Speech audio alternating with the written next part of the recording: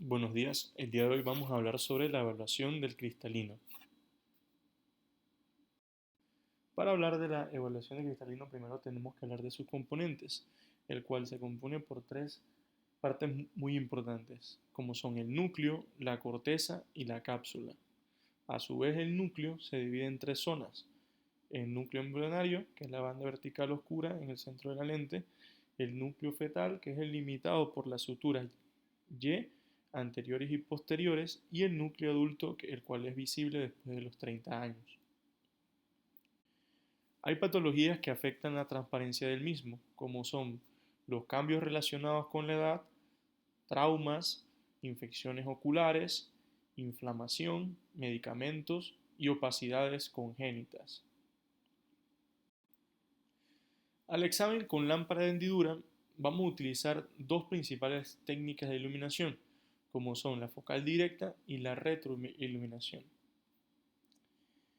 El examen se realiza tras dilatar la pupila, y en el caso de la iluminación focal directa vamos a utilizar dos formas: la forma de paralelepípedo, el cual va a crear una sección tridimensional útil para examinar la instalación del lente, y la sección óptica, la cual nos va a dar una imagen bidimensional, el cual nos va a ayudar a identificar opacidades al enfocar las capas específicas de la lente. A su vez, la retroiluminación va a dirigir el haz de luz hacia el fondo ocular, y la luz reflejada a través de la pupila forma lo que se conoce como reflejo rojo. Las opacidades de la lente cristalino absorben la luz y se observan como áreas oscuras o negras en el reflejo. Las zonas con fluido dentro de la lente van a presentarse como áreas vacuoladas o hendiduras en el reflejo rojo.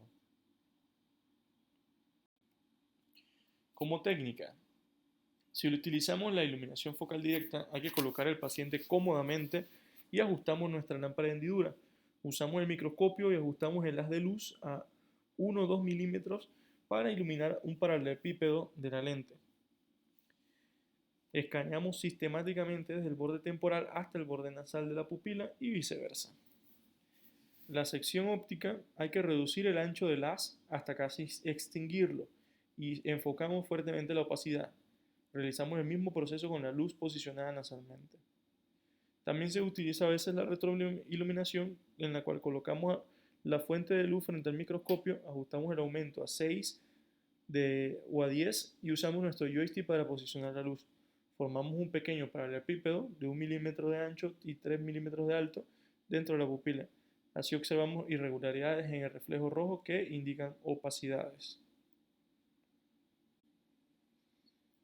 ¿Qué vamos a interpretar? Principalmente lo que es la forma y la ubicación de la opacidad de la lente. Esto nos va a ayudar a diagnosticar la etiología. Con la iluminación focal directa, la mayoría de las cataratas van a aparecer blancas. En retroiluminación aparecerán negras. Muchas vacuolas o bolsas de fluido dentro de la lente no serán visibles con iluminación focal directa, pero lo podemos detectar con irregularidades redondas con retroiluminación. Es importante que conozcamos que las tres cataratas más comunes relacionadas con la edad son la esclerosis nuclear, la cortical y la catarata subcapsular posterior. Dependiendo del grado, la esclerosis nuclear aparecerá como una especie de neblina amarillenta, naranja o inclusive marrón hacia la mitad posterior de la lente en la iluminación focal directa. Cuando se pronuncia, el borde del núcleo va a crear un efecto parecido a una gota de aceite en el reflejo rojo de la retroiluminación. A su vez, la cortical va a aparecer como opacidad en forma de cuña en la cámara anterior, o la corteza posterior. Los cambios subcapsulares posteriores aparecerán como opacidades de vidrio esmerilado vacío justo debajo de la cápsula posterior. Estos cambios normalmente están relacionados con la edad, pero pueden ocurrir individualmente o en combinación.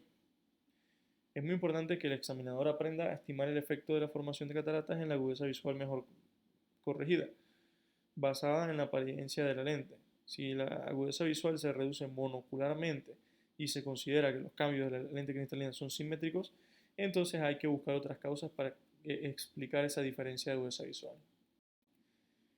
Y como complicación y contraindicación, realmente pues no existen contraindicaciones importantes si el paciente es adecuado para realizar un examen con lámpara de hendidura. Y siempre se debe pues tomar precauciones durante la dilatación pupilar porque va a ocasionar molestias por el aumento de luz y eso hay que hacérselo saber al paciente.